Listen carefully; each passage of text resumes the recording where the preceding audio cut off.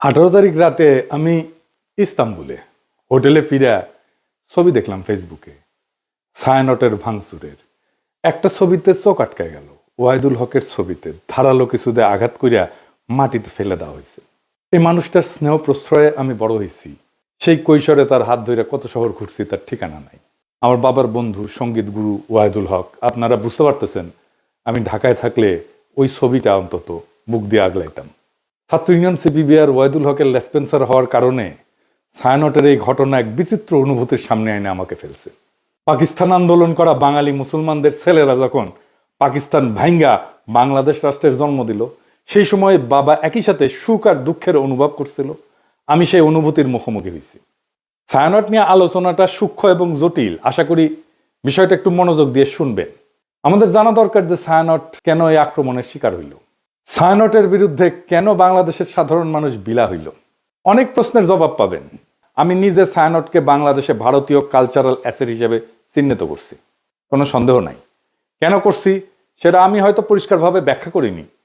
আজকে সেই ব্যাখ্যাটাও আপনারা পাইবেন। আসেন আল্লাহর নামে শুরু করি। ওয়াহিদুল হককে আমি ওয়াহিদ কাকু বলে ডাকতাম। আমার সাথে ওয়াহিদ কাকুর সম্পর্ক ওনার মৃত্যু পর্যন্ত অক্ষুণ্ণ ছিল। টক ঝাল মিষ্টি সেই সম্পর্ককে এখন আমি মিস করি। ওনার মৃত্যুর পরে আমি ফেসবুকে একটা নোট আকারে লেখা লিখছিলাম, ওয়াহিদুল হক তারুণ্যের শুভবোধনের ঋত্বিক। আমি জানি না ওই লেখাটা আমি আর খুঁজে পেলাম না, কারো কাছে যদি থাকে আমার একটু খোঁজ দিয়েন।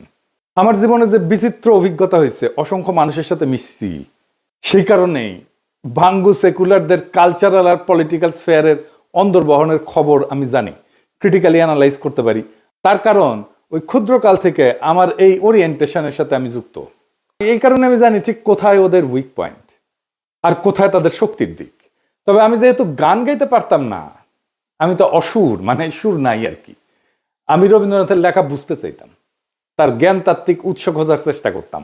জ্ঞানতত্ত্ব মানে হইতেছে আমি যেটাকে সত্য জ্ঞান বলে মানতেছি সেটা আসতেছে কোন জায়গা থেকে। এই জায়গাগুলোকে বলা হয় জ্ঞানতাত্ত্বিক উৎস বা এপিস্টেমিক সোর্সেস, দর্শনের ভাষা। মানে এই গানটা কি বুঝায়, মানে ধরেন তুই ফেলে এসেছিস কারে মন মন রে আমার, তাই জনম গেল শান্তি পেলি না রে মন মন রে আমার। অথবা ধরেন প্রাণ চায় চক্ষু না চায়, মরি একিতর দুস্তর লজ্জা, সুন্দর এসে ফিরে যায় তবে কার লাগে মিথ্যায় শয্যা। মুখে নাহি নিঃস্বরে ভাস, দহে অন্তরে নির্বাক বহ্নি, ওষ থেকে নিষ্ঠুর হাস, তব মর্মে যে ক্রন্দন তন্নি। মাল্য যে দংশিছে হায়, তবে শয্যা যে কণ্টক শয্যা, মিলন সমুদ্র বেলায় চির বিচ্ছেদ জর্জর মজ্জা। আহা কি মধুর! মনে করিছেন এটা প্রেম প্রীতির গান? জিনা জিনা ভাইজান, এটা অন্য জিনিস। আমার একটা বই আছে রবীন্দ্রনাথ অন্য আলোয়, রবীন্দ্রনাথের অনেক গানের অর্থ ওইখানে ব্যাখ্যা করেছি। একদিন দরকার হইলে যদি টাইম পাই তাহলে একটা এপিসোড করে ব্যাখ্যা করতে পারি গান ধরে ধরে এটা কি বুঝায়। তো এই গানের অর্থ আবিষ্কার করতে করতে, তার অন্তর্গত দর্শন খুঁজে বের করতে করতে একসময় আবিষ্কার করলাম রবীন্দ্রনাথ আসলে উপনিষদ। উপনিষদ মানে হিন্দুদের প্রধান ধর্মগ্রন্থ, তার একটা। উপনিষদের কন্টেম্পোরারি বা আধুনিক উপস্থাপনাই হইতেছে রবীন্দ্রনাথ। ওয়াহিদ কাকুর সাথে আলাপগুলা করতেই পারতাম না, আমাকে এই উপনিষদ আর রবীন্দ্রনাথ সংক্রান্ত আলাপগুলা করতেই দিতেন না। একদিন আমি বললাম যে কাকু, ওই যে যদি ঝড়েরও মেঘেরও মতো আমি ধাই চঞ্চল অন্তর, তবে দয়া করো হে ঈশ্বর। এই গানটা তো ঋগ্বেদের, যদে আমি প্রস্ফুরণ নিব ধৃতির নাম আদো আদ্রিবহ, এটার অনুবাদ। ওয়াহিদ কাকু ভীষণ রেগে উঠে বললেন, তুই আর একটা ঋগ্বেদের শ্লোক অনুবাদ করে গান লিখে আন, দেখি কেমনে পারিস। তো বেদ আর উপনিষদের সাথে রবীন্দ্রনাথের লেখার অদ্ভুত সাজুজ্যের কথা বললেই ওয়াহিদ কাকু এইভাবে চেতে যেতেন। আমি বলতাম, বুড়া চেতে কেন? পরে বলছি, ক্ষুদ্রকালে আমি রবীন্দ্রনাথের রাজনীতির গুরু উদ্দেশ্য খুব পরিষ্কারভাবে ধরে ফেলছিলাম। উপনিষদ ঋগ্বেদ পড়তে বাধা নেই, অবশ্যই বাধা নেই। নিশ্চয়ই জ্ঞান অর্জনের জন্য ধর্মগ্রন্থ পড়া উচিত, আলোচনা করা উচিত। আমি সবাইকে উৎসাহ দিই পড়তে সব ধর্মগ্রন্থই। কিন্তু সেটাকে রবীন্দ্রনাথের মুড়ায় পরিবেশনের উদ্দেশ্যটা কি? এইখানে আপনি ছায়ানট প্রতিষ্ঠার উদ্দেশ্য বুঝতে পারবেন। কি সেটা? উদ্দেশ্য হইতেছে এই যে ইন্ডিয়া চায় বাংলাদেশের মুসলমান ধর্মে মুসলমান থাকুক নামে, কিন্তু সে তার ইনার সেলফে, ভিতরে অন্তর্গতভাবে সে ধারণ করবে হিন্দু ওয়ার্ল্ড ভিউ, হিন্দু বিশ্ব দৃষ্টি। আপনি দেখেন যারা রবীন্দ্র অনুরাগী তাদের মধ্যে আপনি মুসলমানদের সহজাত সাহস, শক্তিময়তা, অ্যাডভেঞ্চার প্রিয়তা, দুর্দমনীয় একরোখা মনোভাব খুঁজেই পাবেন না। তারা রাষ্ট্রের সার্বভৌমত্ব লুট হয়ে যাইতেছে, সেখানে সিল করে বেড়ায়, ফুল লতা পাতা নিয়ে বসে আছে, মনে মনে ভাবে বাংলাদেশ ভারতের একটা প্রদেশ হয়ে গেলে তো ভালোই। একজন গভীরভাবে প্র্যাকটিসিং মুসলমান একই সাথে গভীরভাবে রবীন্দ্র অনুরাগী আপনি খুঁজে পাবেন কিনা আমার খুব সন্দেহ আছে। খুব রেয়ার হয়তো খুঁজে পেতে পারেন, খুবই রেয়ার। রবীন্দ্রনাথকে বাংলাদেশের এলিটরা গ্রহণ করছে, সাধারণ মানুষ কখনোই গ্রহণ করেনি এই কারণেই। এই জন্যই এলিটরা ভারতমুখী, এই জন্যই এলিটরা ফ্যাসিবাদের খুঁটি। আমাদের ডিজাস্টার হয়েছে আমার সোনার বাংলাকে জাতীয় সঙ্গীত করার সময়। রবীন্দ্রনাথকে পলিটিক্যাল আর সোভারেন প্রোটেকশন দেওয়া হয়েছে এবং তাকে পবিত্রতা দেওয়া হয়েছে এই জাতীয় সঙ্গীত করার কারণে। দ্বিতীয় কারণ হইতেছে আমাদের রাজনৈতিক জনগোষ্ঠী হিসেবে এটা ক্রিস্টালাইজ হওয়াটাকে বাধা দেয় রবীন্দ্রনাথ। কিভাবে? রবীন্দ্রনাথ বাংলাদেশের যেটা ডমিনেন্ট মুসলিম কালচার, এটাকে পলিটিক্যাল ক্রিস্টালাইজেশনের পথে বাধা হইয়া দাঁড়ায়। আমি একটা উদাহরণ দিই, খুব বাস্তব উদাহরণ। সারা দুনিয়ায় আপনার ইন্ডিয়ানরা দেখছেন না, যারা বাইরে থাকেন তারা দেখছেন ইন্ডিয়ানদেরকে, তাদের নানা পার্টি আছে, নানা দল আছে, কংগ্রেস আছে, সিপিএম আছে, বিজেপি আছে, এটা সেটা আছে, মেলা দল আছে, কিন্তু রাজনৈতিক মত পার্থক্য আছে। কিন্তু তা সত্ত্বেও ভারতের প্রশ্নে একটা রাষ্ট্র প্রশ্নে প্রবল হিন্দুত্ববাদ চলতেছে ভারতের। তারপরেও দেখেন মোদি ভারতীয় কমিউনিস্টদের সাথে ব্যক্তিগত সময় কাটায়, হাসি ঠাট্টা করে। আমরা পারি না কেন? আমরা কেন বিভক্ত? আমরা কেন রাজনৈতিক মত পার্থক্য সত্ত্বেও রাষ্ট্র স্বার্থে এক হইতে পারি না? আমাদের রাষ্ট্র প্রশ্নে একটা হইতে রবীন্দ্রনাথ বাধা দেয়। রবীন্দ্রনাথ যে ওয়ার্ল্ড ভিউ, সেখানে মুসলমান থাকতে পারে না, থাকা সম্ভব না, রবীন্দ্রনাথের লেখালেখির মধ্যে নাই। তাই রবীন্দ্রনাথ প্রভাবিত আমাদের কল্পিত রাজনৈতিক জনগোষ্ঠীর মধ্যে দাড়ি টুপি পরা সাধারণ মুসলমান জায়গা করে নিতে পারে না। অবচেতনে আমাদের এলিটদের রবীন্দ্রনাথ ভাবতে শেখায় ওরা আমাদের মতো না, ওরা আদার। রবীন্দ্রনাথ ভারতে হিন্দু ধর্মকে ভালোবাসতে শেখায়, রবীন্দ্রনাথ বাংলাদেশে মুসলমানদের আদার করে ঘৃণা করতে শেখায়। আপনি একই সাথে উপনিষদ আর কোরআনের গ্লোবাল ভিউকে এক করতে পারবেন না। আপনি কোএক্সিস্ট করতে পারবেন, সহাবস্থান করাইতে পারবেন, কিন্তু এক করতে পারবেন না, এটা অসম্ভব।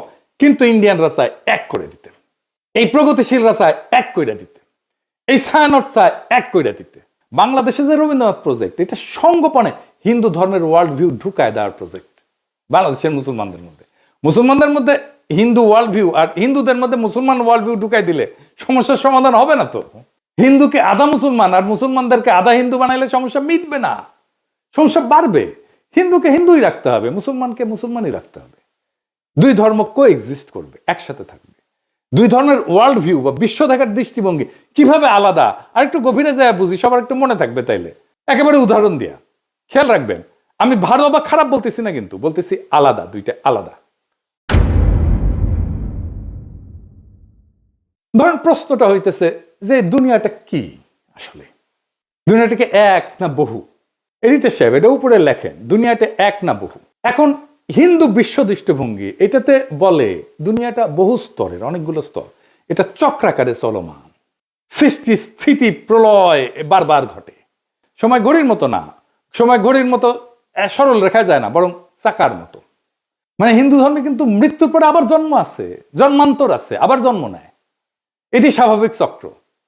আজ যেটা হইতেছে সেটা আগে ঘটছে, একই জিনিস ভবিষ্যতেও ঘটবে, কারণ চক্রাকারে সময় চলে চক্রাকারে। তার মানে পৃথিবী বহুবার সৃষ্টি হয়েছে, বহুবার ধ্বংস হয়েছে, আবারও ধ্বংস হবে। আচ্ছা, এইবারে ইসলামী ওয়ার্ল্ড ভিউ, এখানে বিশ্ব একবারই সৃষ্টি, কিয়ামত একবারই হবে, সময় সোজা লাইনের মতো, সৃষ্টি, জীবন, বিচার, পরকাল, সিম্পল, সিরাতুল মুস্তাকিম। ইতিহাসের একটা শুরু আছে এবং শেষ আছে। এইবার আসেন মানুষ প্রসঙ্গে। মানুষ আসলে কে? মানুষ কি সোল, আত্মাটাই মানুষ, নাকি দায়িত্বশীল ব্যক্তিটা মানুষ? এখানে হিন্দু ওয়ার্ল্ড ভিউ বলে, এদিকে লেখেন, মানুষ মূলত আত্মা, আত্মন বলে সংস্কৃতে। শরীর বদলায়, আত্মা থাকে। আত্মার লক্ষ্য হচ্ছে মুক্তি বা মোক্ষ। আমি এটা মুক্তিযুদ্ধ নিয়ে একটা আলাপটা করছিলাম। এই জগৎ থেকে বাইরে যাওয়ার সহজ উদাহরণ, কারণ এই চক্রের মধ্যে আপনি যখন ঢুকে গেছেন, এটা বাইরে হতে পারলে আপনার মোক্ষ ঘটে না। আপনি একটা পোশাক খুলে আর একটা পোশাক করলেন, পোশাক বদলাইলেন, কিন্তু আপনি বদলাইলেন না তো, তাই না? এই আত্মাই আসলে শরীর বদলায়।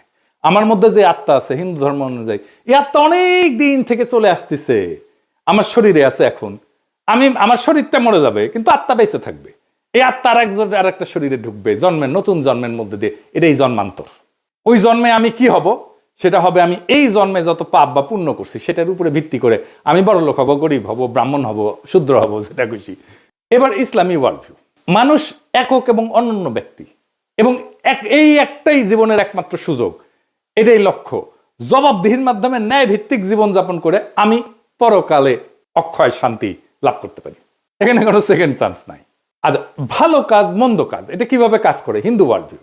হিন্দু ওয়ার্ল্ড ভিউ এটা কর্মফল, মানে আমি যা কাজ করি সেইটার ফল, এটার ভালো মন্দের ফল স্বয়ংক্রিয়, এটা কেউ বিচারক না। কিন্তু দেখেন সেকুলার এবং বামপন্থীরা ওরা কিন্তু একটা কথা বলে, কার্মা ইজ এ বিচ, এই কথা বলে না, মানে কর্মফল, বুঝছেন? ওরা যে আসলে হিন্দু কালচারটাই নেয়, সেটাই হচ্ছে এই কথা।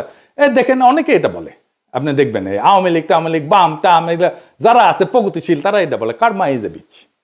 তার মানে কর্ম আসলে ফলটা দেয়, কর্মই ফলটা দেয়। আমি যেটা করতেছি এটাই ফল দিবে। ফল পেতে এই জন্মে না হলেও পরের জন্মে আমি ফল পাবো। এমন একটা পাপের জন্ম হবে পরের জন্মে, ওইখানে যে আমি আমার এই আজকের কর্মের ফলটা আমি ওইখানে পাবো, এটা কর্মফল। ইসলামী ওয়ার্ল্ড ভিউটা কি? ভালো মন্দের নৈতিক হিসাব আছে এবং বিচারক খোদা তাআলা, আল্লাহ তাআলা। ইচ্ছা, নিয়ত, প্রেক্ষাপট, এখানে সবকিছু বিবেচনায় আছে, ভালো মন্দের বিবেচনায়। 4 নাম্বার, সমাজে আসলে বৈষম্যকে কিভাবে দেখা হয় হিন্দু ওয়ার্ল্ড ভিউ। হিন্দু ধর্মে তো আপনি জানেন যে জাতিভিত্তিক ভাগ আছে আর কি, মানে ব্রাহ্মণ সবার উপরে, শূদ্র সবার নিচে, আমি বলে ব্রাহ্মণ, এটা মাথায় রেখে। তো যাই হোক, এই যে বর্তমান অবস্থা, এইটা পূর্বজন্মের ফল হিসেবে দেখা হয়। আমি যদি এই জন্মে খারাপ কইরা থাকি আর কি, তাহলে এটা আমার পূর্বজন্মের ফল। আমি যদি এই জন্মে ভালো কইরা থাকি, তাহলে আমি পূর্বজন্মে অনেক পুণ্য করছিলাম, সেই জন্য এই জন্মে ভালো করেছি। সো হিন্দু ওয়ার্ল্ড ভিউয়ে মানুষ উঁচু নিচু জাত হয়ে জন্মায়, জন্ম থেকেই সে উঁচু বংশের অথবা নিচু বংশের। এইবার ইসলামী ওয়ার্ল্ড ভিউয়ে কি বলে? মানুষ জন্মগতভাবে সমান, সমান মর্যাদার। এইখানে যে ধনী গরিব বা মানুষের কষ্ট আছে, এটা একটা পরীক্ষা, ইহ জগতে পরীক্ষা।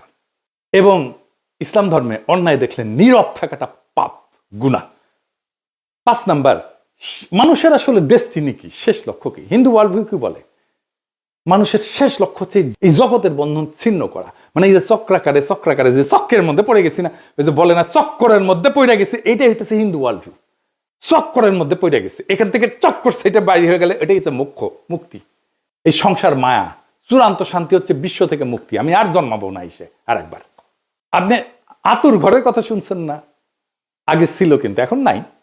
আতুর ঘরে যখন হিন্দু রমণী সন্তান সম্ভব হয়, তখন একটা ঘরের এক কোনায় একটা জায়গায় আলাদা একটা ঘর বানানো হয়, ওইখানে সন্তান জন্ম দেয়। কেন? কারণ এই জন্মটাই তো পাপ একটা, জন্মই আমার আজন্ম পাপ, একটা কথা আছে দাউদ হায়দারের, এটা বই ছিল না, জন্মটাই আমার আজন্ম পাপ। এটা হিন্দু ওয়ার্ল্ড ভিউ। তাই জন্মটা যেহেতু পাপ এবং জন্মটা যেহেতু অপবিত্র, সেজন্য তাকে দূরে রেখে জন্মটা দিতে হয়। বুঝেছ? আচ্ছা, আর ইসলামী ওয়ার্ল্ড ভিউ কি? জগৎ মায়া না, এই দুনিয়াটা রিয়াল, এই দুনিয়াতে ন্যায় প্রতিষ্ঠা করাটাই কাজ। সমাজ, রাজনীতি, অর্থনীতি সব গুরুত্বপূর্ণ, এই দুনিয়া ইহজগৎ খুব গুরুত্বপূর্ণ। পরকালটাকে এই জীবনে ইহজগতে যা করছি সেইটার আমি ফয়সালা পাবো, বিচার হবে। তারপরে তার সেই অনুযায়ী আমি হয় বেহেশতে যাব অথবা দোজখে পড়ব। এই বিশ্ব একটা নৈতিক পরীক্ষা। মানুষ আল্লাহ তাআলার এক দায়িত্বশীল সৃষ্টি, যাকে পাঠানো হয়েছে দুনিয়াতে তার খলিফা কইরা। এটা একটা স্পিরিচুয়াল জার্নি, এটা কমপ্লিট করার জন্য। কমপ্লিট হয় হাসরের ময়দানে, বিচারের সামনে যায়। কারণ প্রশ্ন হইতে পারে, তাহলে কি হিন্দু মুসলমান একসাথে একটা রাষ্ট্র বা সমাজে থাকতে পারবে না? হিন্দু মুসলমান দুই ধর্মের মানুষ কিভাবে তাদের স্বাতন্ত্র্য বজায় রেখে একসাথে শান্তিতে থাকতে পারবে? সেটার রাজনৈতিক সমাধান বের করতে হয় তো রাষ্ট্রকে। এর চাইতে বড় কাজ তো ভারতীয় উপমহাদেশে আর নাই। কিন্তু আগে সিদ্ধান্ত নিতে হবে, আমরা শান্তিতে থাকতে চাই। সিদ্ধান্ত নিলে পথ বের হবে, পথ আছে। চালাকি কোনো সমাধান না, সমাধান চালাকি করে বের করা যাবে না। হিন্দুকে আধা মুসলমান বা মুসলমানকে আধা হিন্দু বানায় না, এটা হবে না। এইটা করতে থাকলে একটা অনিবার্য রক্তাক্ত সংঘাতের দিকে আমরা যেতে থাকবো, সমস্যার সমাধান করবে না, আর কঠিন জটিল সংকটের দিকে জাতিকে নিয়ে যাবে। শুধু জাতিকে না, ভারতীয় উপমহাদেশকে নিয়ে যাবে। কিভাবে সম্ভব? একটা ছোট্ট উদাহরণ দিয়ে বলি। দেখেন, আমরা যে ধর্মই পালন করি না কেন, রাস্তায় ট্রাফিকের লাল লাইট দেখলে তো সব ধর্মের মানুষ দাঁড়াই, তাই না? বিবাদ হইলে তো একই আদালতে যায় সব ধর্মের মানুষ ফয়সালার জন্য, তাই না? আমরা তো ভোট দিতে হইলে, নেতা নির্বাচন করতে হলে একই ভোট সেন্টারে যাই ভোট দিতে সব ধর্মের মানুষ, তাই না? এটাই নাগরিক হিসেবে একসাথে থাকা। নাগরিকত্বই আমাদেরকে একসাথে বাঁধবে। স্পিরিচুয়াল জার্নি না, আমার ওয়ার্ল্ড ভিউ না, আমার নাগরিকত্ব। আমি যেই যেই জায়গায় আমরা নাগরিক হিসেবে আমি শেয়ার করি, সেই জায়গাটা আমাকে বাঁধবে। যাই হোক, আগের আলাপে ফিরে আসি। ছায়ানট নিয়ে বাংলাদেশের মানুষ চূড়ান্ত বিলা হয় 2018 সালে। হ্যাঁ, 2018 সালে যখন বাংলাদেশের মানুষের চোখে স্পষ্ট হয় মোদির সাথে ছায়ানটের সম্পর্ক। কেন ছায়ানটে হামলা হইলে মোদির বিজেপি বাঙালিদের জায়গায় উঠতে বলে? এটার উত্তর কি দেখছেন? ছায়ানটে হামলা, বাঙালিদের জেগে উঠতে বলল মোদির বিজেপি। কেন? কারণটা হইতেছে 2018 সালে ভারত সরকারের পুরস্কার পায় ছায়ানট। স্বয়ং মোদি অভিনন্দন জানায়। শুধু অভিনন্দন না, ছায়ানটের এই ভারত রাষ্ট্রের পুরস্কার, যার জুরি বোর্ডের চিফ ছিল স্বয়ং মোদি, সেই পুরস্কার নেওয়া ছিল একটা গুরুতর নৈতিক এবং রাজনৈতিক ভুল। এটা কোনো ভারত বিরোধী আবেগ না, এটা রাষ্ট্রীয় সহিংসতা, জনগণের স্মৃতি এবং সাংস্কৃতিক প্রতিষ্ঠানের নৈতিক সীমা, এই তিনটার সংঘাত। কিভাবে? রাষ্ট্রীয় পুরস্কার কিন্তু কখনো নিরপেক্ষ না। রাষ্ট্রীয় পুরস্কার মানে এই প্রতিষ্ঠান আমাদের রাষ্ট্রের নৈতিক এবং সাংস্কৃতিক বয়ানের অংশ। এটা কোনো ব্যক্তিগত শিল্পীর সম্মান না, এটা রাষ্ট্রীয় বৈধতার অংশীদারিত্ব। পৃথিবীর বহু মানুষের কাছে মোদি গুজরাটের কসাই নামে পরিচিত। এটা রাজনৈতিক গালি না, এটা একটা নৈতিক অভিযোগের একটা প্রতীকী নাম। বাংলাদেশে মোদি অসম্ভব ঘৃণার পাত্র। বাংলাদেশে মোদি বিরোধিতা কোনো বিমূর্ত বিষয় না, বাস্তব ঘটনা। 2021 সালে মোদি বাংলাদেশে সফরের বিরুদ্ধে ব্যাপক গণপ্রতিরোধ হয়, পুলিশের গুলিতে সংঘর্ষে বহু মানুষ মারা যায়, শহীদ হয়। সাধারণ মানুষ এটা প্রতিরোধ করছে। কেউ এটা অস্বীকার করলে সে ইতিহাস অস্বীকার করতেছে। এখন প্রশ্ন হইতেছে, যে ব্যক্তির আগমনের বিরুদ্ধে বাংলাদেশের মানুষ জীবন দেয়, তার নেতৃত্বাধীন জুরি বোর্ডের মনোনয়নের পুরস্কার নেয় একটা রাষ্ট্রের কাছ থেকে, ছায়ানট এটা কিভাবে সংস্কৃতি বলে চালায়? আর সেই রাষ্ট্রের কাছ থেকে, যেই রাষ্ট্রের বর্তমান সরকার মুসলিম নিধন, নাগরিক বঞ্চনাকে স্বাভাবিক করে তুলছে, কাশ্মীর থেকে দিল্লি সব জায়গায় এটা প্রমাণ আছে। এই দুই অবস্থান। এখন ছায়ানট তো বলতে পারেন আমরা রাজনীতি করি না, এ দাবি আর টেকে না। এই যুক্তিটা সবচেয়ে বড় ভণ্ডামি। কারণ রাষ্ট্রীয় পুরস্কার গ্রহণ করে একটা রাজনৈতিক কাজ। রাজনৈতিক ক্ষমতার কাছ থেকে সম্মান নিলে আপনি রাজনীতির ভেতরে ঢুকে পড়েন। রাজনীতি করি না বলার তখন সুযোগ থাকে না। রাজনীতি করি না বলার সুযোগ একদম শেষ হয়ে যায়। রাজনীতি না করলে ওই পুরস্কারটা প্রত্যাখ্যান করতে হয়, গ্রহণ করলে রাজনীতির দায় নিতে হয়। তো মোদি কেন ছায়ানটকে বন্ধু মনে করে বুঝতে পারতেছেন তো? এটা তো কোনো কাকতাল না। এই প্রশ্নটা সবচেয়ে ভয়ঙ্কর। মোদি ছায়ানটকে বন্ধু মনে করে কারণ ছায়ানট ভারতীয় সাংস্কৃতিক হেজিমনিকে বাংলাদেশে ফেরি করে। তারা সফট হিন্দুত্ববাদকে রবীন্দ্রনাথের মোড়কে উপস্থাপন করে বাংলাদেশে ফেরি করে। ছায়ানট তার একটা নিরাপদ সাংস্কৃতিক প্ল্যাটফর্ম হয়ে উঠছে, যাকে ভারত রাষ্ট্র তার মতাদর্শিক সফট পাওয়ার হিসাবে ব্যবহার করতে পারে, স্বীকৃতি দেয়। এইটাই তো বাংলাদেশের মানুষ দেখছে। তো ছায়ানট কি করতে পারত? পুরস্কার প্রত্যাখ্যান করতে পারত। ইতিহাসে অসংখ্য উদাহরণ আছে যেখানে পুরস্কার গ্রহণ না করাই নৈতিক অবস্থান হয়ে ওঠে, প্রত্যাখ্যানই প্রতিষ্ঠানকে সম্মানিত করে। ছায়ানট যদি বলতো বাংলাদেশের জনগণের স্মৃতি এবং রক্তের ইতিহাসের কারণে আমরা এই রাষ্ট্রীয় পুরস্কার গ্রহণ করতেছি না, সেটাই হইতো সবচেয়ে শক্তিশালী সাংস্কৃতিক বক্তব্য, সবচেয়ে বড় নৈতিক শিক্ষা, সবচেয়ে বড় আন্তর্জাতিকভাবে সম্মানজনক অবস্থান এবং দেশের মানুষের ভালোবাসা পাওয়ার রাস্তা। আপনি বাংলাদেশে কাজ করেন, মোদি কেন আপনাদের বাহবা দেয়? কেন দেয়? এই প্রশ্নের জবাব দিতে হবে না? বাংলাদেশের মানুষের সাথে আপনার কন্ট্রাক্টটা কি? সোশ্যাল কন্ট্রাক্ট কি? আপনি সমাজের রাষ্ট্রে কি অবদান রাখছেন, একটা প্রতিষ্ঠান করছেন? বাংলাদেশের সাথে আপনার কন্ট্রাক্টটা কি? বাঙ্গু সুশীলদের সফট হিন্দুত্ববাদের দীক্ষা দিচ্ছেন, আর যে রাষ্ট্রেরা মানুষের মৃত্যুর স্মৃতিতে বাংলাদেশে ঘৃণার প্রতীক, তার হাত থেকে সম্মান নিচ্ছেন। লজ্জা লাগে না? সমাজ তো হঠাৎ করে পাগল হয়ে যায়নি, মানুষ হঠাৎ করে সংস্কৃতি বিরোধী হয়ে ওঠেনি। এটা জমে থাকা একটা দীর্ঘ বিচ্ছেদের বহিঃপ্রকাশ। বাংলাদেশের মানুষ এমন ছায়ানট চায় যে তার দুঃখে কাঁদে, তার স্বপ্নে সহযাত্রী হয়, তার কল্পনার ভাষা হয়ে ওঠে। বাংলাদেশের মানুষ এমন ছায়ানট চায় যে মোদির অখণ্ড ভারতের কল্পনাকে রবীন্দ্রনাথের সুরে ঢেকে দেয় না, বরং সুরে ফেলে দেয়। যদি ছায়ানট নিজেকে সেইভাবে পুনর্গঠন করতে পারে, জনগণের স্মৃতি, ক্ষত আর আকাঙ্ক্ষার পাশে দাঁড়াইতে পারে, তাইলে ছায়ানট আবার উঠে দাঁড়াবে। আর যদি তা না পারে, যতই মানববন্ধন করেন, গান আর প্রতিবাদ করেন, ইতিহাস তাকে ভাঙবে না, মানুষই তাকে ছেড়ে যাবে। আপনি ছাত্রই পাবেন না, কেউ আর গান শিখতে আসবে না, কেউ আর সেখানে নিজের স্বপ্ন খুঁজবে না, কেউ নিজের কল্পনার সাথে ছায়ানটকে জুড়বে না। আপনার কালচারাল লেজিটিমেসি কোলাপস করতেছে। কারণ সংস্কৃতি টিকে থাকে মানুষের ভালোবাসায়, মানুষের মধ্যে, গণমানুষের মধ্যে, রাষ্ট্রের বাহবায় না। আপনারা তো জনগণকে হারায় ফেলছেন, ভারতকে পাইছেন, জনগণকে হারায় ফেলছেন। যে সংস্কৃতি জনগণকে হারায়, সে শেষ পর্যন্ত কালের অন্ধকারে হারায় যায়। এটাই ইতিহাসের সত্য। এই সত্যই শিখাইছে আমাদের জুলাই বিপ্লব। ইনকিলাব জিন্দাবাদ।